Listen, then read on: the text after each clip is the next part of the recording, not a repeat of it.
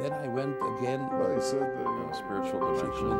How precious and how important it was. And I became a family. Everyone else was astonished.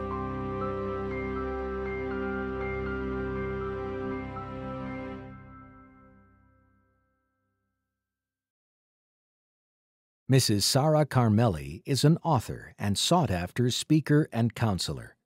During the 1980s, as her commitment to Jewish observance deepened, she sought the Rebbe's guidance. It was a very rocky situation. My husband did not like it. He did not want me to cover my hair. He did not want me to do all the other things come with it.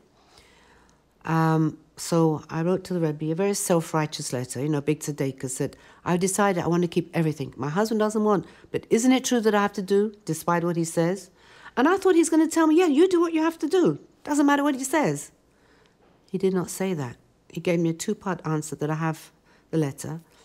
First part was, don't answer him back. Don't fight about religion. Such wise advice.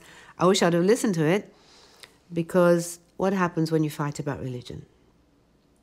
Your spouse is not going to like you or religion because it's bringing division. Your children aren't going to be very happy for you to become religious because, hey, mum and dad are fighting about religion. We don't want that. The second part of the advice was what? Get somebody else to be mashpia on your husband, to influence your husband. It was such a relief. I'm not his rabbi, I'm his wife. So the moment I stopped nagging him, things worked out.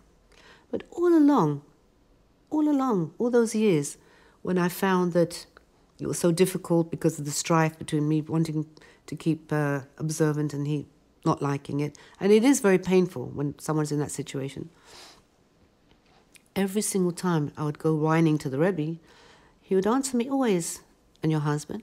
And what does your husband say? And what about your husband? What about me? How about me? I said, don't worry, he's going to get there. Just don't push. Don't argue about it. I had a choice where to go in the summer. It was a summer month in those early days. And I told the Rebbe I could either go to Israel on my own, and I wrote that I'll have no problems there because in Israel by myself, I could cover my hair, I don't have to go to the beach, I can eat in the right places. Or I could go with my husband to the Far East. He used to go traveling to Thailand on business. And if I would go with him by myself, I'll be in trouble because he's going to not want me to cover my hair. He will want me to go on the beach, and there's restaurants to go to that weren't the right places. I wrote a note to the Rebbe and I gave it in to the secretary, and he told me, the secretary told me, Mrs. Carmelli, run downstairs, 770, the Rebbe's giving out, I don't remember what they were, what leaflets, what he was giving out, maybe Tanya's or other things he was giving out. Run downstairs and wait online, you can make it just now if you run down. I was so happy, I went running down the stairs, and I came to the line, and when it came to my turn, Rebbe turned around to give me whatever it was, and he looked at me and he told me very strongly, Bangkok with your husband.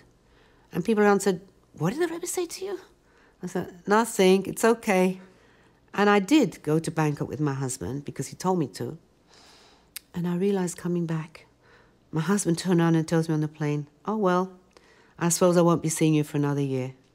And it dawned on me that here's me, the big, tzedekahs running around helping people. Charity begins at home. Give more time to your husband. That's what the Rebbe was trying to tell me.